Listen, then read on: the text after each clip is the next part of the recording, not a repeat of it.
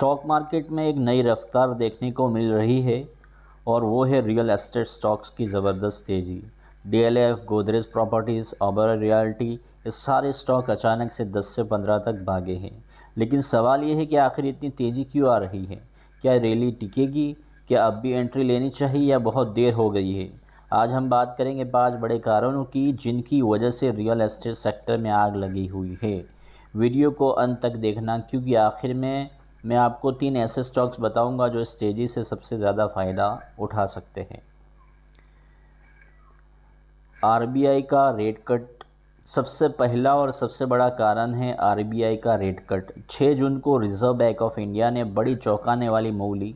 Repo rate को एक बार में 50 बेसिस पॉइंट्स यानी आधा प्रतिशत तक घटा दिया। अब रेपो रेट आ चुका है सिर्फ 5.5% पर। इससे क्या हुआ?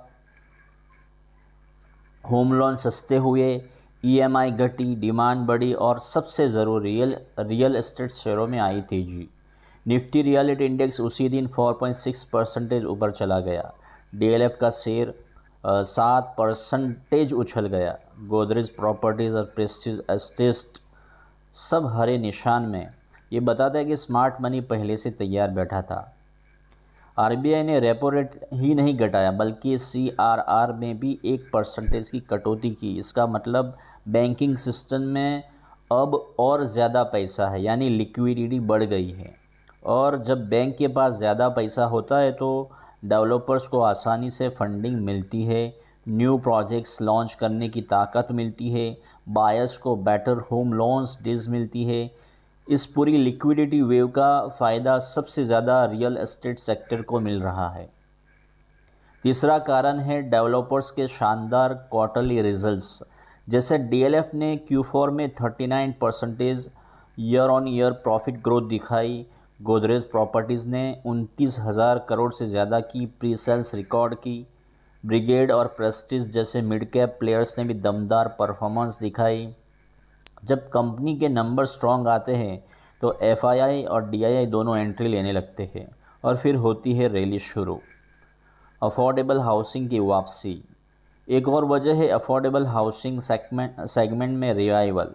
कोलकाता, जयपुर, लखनऊ जैसे शहरों में 40-50 लाख के फ्लैट्स की डिमांड फिर से बढ़ने लगी है। सरकार की पीएमए जैसी योजनाओं और लो इंटरेस्ट होम लोन्स की वजह से मिडिल क्लास फिर से प्रॉपर्टी खरीदने में इंटरेस्टेड हो गया है। इस डिमांड रिवाइवल ने भी इस सेक्टर में नई जान फूंकी है। लॉन्ग टर्म पॉलिसी और इकोनॉमी सपोर्ट।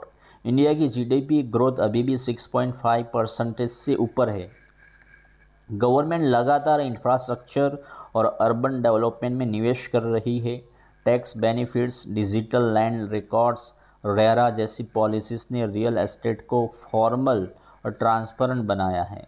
इन सभी चीज़ों ने लॉन्ग टर्म इन्वेस्टर को सेक्टर में भरोसा दिलाया है। स्मार्ट मनी जानता है कि रैली सिर्फ शॉर्ट टर्म नहीं बल्कि एक स्ट्रक्चरल बुल रन का हिस्सा हो सकती है।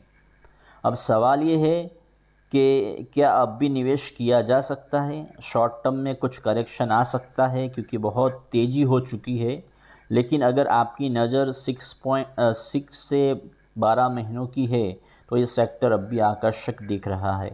यहाँ 3 ऐसे स्टॉक हैं जिन्हें आप अपनी वॉच लिस्ट में ज़रूर रखें। डीएलएफ, मजबूत फंडामेंटल्स और aggressive launches. Number 2, Godrej properties, सबसे तेज़ी से बढ़ती developer. Prestige estate, south India में लीडरशिप पोजीशन। लेकिन हमेशा याद रखिए, प्रॉपर एनालिसिस, स्टॉप लॉस और कैपिटल एलोकेशन के साथ ही एंट्री ले। तो दोस्तों, अब आपको समझ आ गया होगा कि रियल एस्टेट स्टॉक में इतनी तेज़ी क्यों आ रही है। अगर आपको वीडियो पसंद आया हो तो लाइक ज़रूर करें, कमेंट में बताएं आपकी नज़र में सबसे मजबूत स्टॉक कौन सा है और चैनल को सब्सक्राइब करना ना भूलें ताकि आपको हर ट्रेंडिंग टॉपिक पर सबसे पहले जानकारी मिले। फिर से मिलते हैं अगले वीडियो में।